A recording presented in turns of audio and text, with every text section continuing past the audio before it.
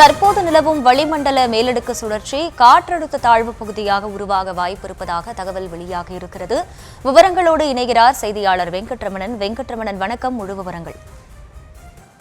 தென்கிழக்கு வங்கக்கடல் பகுதியில நேற்று முன்தினம் உருவான காற்றழுத்த தாழ்வு பகுதி நேற்று ஆழ்ந்த காற்றழுத்த தாழ்வு பகுதியாக வலுப்பெற்ற நிலையில இன்று காலை 5:30 மணி நிலவரப்படி தொடர்ந்து அதே பகுதியில் நீட்டித்து வருகிறது. அடுத்த 24 மணி நேரத்தில் இந்த ஆழ்ந்த காற்றழுத்த தாழ்வு பகுதி காற்றழுத்த தாழ்வு மண்டலமாக வலுப்பெற்று அதற்கு அடுத்த 48 மணி நேரத்தில் புயலாக மேற்கு வடமேற்கு நோக்கி நகர்ந்து புயலாக வலுப்பெறுவதற்கு வாய்ப்பிருப்பதாக இந்திய வானிலை ஆய்வு மையம் தெரிவித்திருக்கிறது.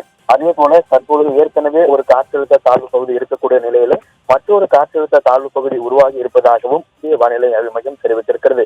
குமரிக்கடல் மற்றும் அதனை ஒட்டிய பகுதிகளில் நிலவக்கூடிய வளிமண்டல கீழடுக்கு சுழற்சியால அடுத்த 24 மணி நேரத்துல குமரிக்கடல் மற்றும் அதனை ஒட்டிய இலங்கை தென்மேற்கு வங்கக்கடல் பகுதியில நாளைய தினம் காற்றழுத்த தாழ்வு பகுதி உருவாகக்கூடும் என இந்திய வானிலை ஆய்வு மையம் தெரிவித்திருக்கிறது. கடந்த மாதம் 4ஆம் தேதி வடகிழக்கு பருவமழை தொடங்கி தற்போது வரைக்கும் தமிழகத்துல அதற்கான தீவிரத்தன்மை அடையாத நிலையில இந்த 2 காற்றழுத்த தாழ்வு பகுதியால தமிழகத்துல அதிக மழை எதிர்பார்க்கலாம் என கூறப்பட்டிருக்கிறது.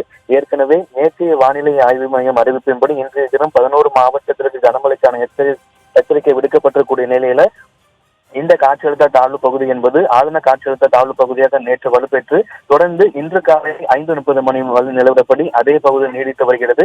இது அடுத்த 24 மணி நேரத்தில் காற்றழுத்த தாழ்வு மண்டலமாக வலுப்பெறும் எனவும் அதற்கு அடுத்த 48 மணி நேரத்தில் புயலாக வலுப்பெறும் என கூறப்பட்டிருக்கிறது.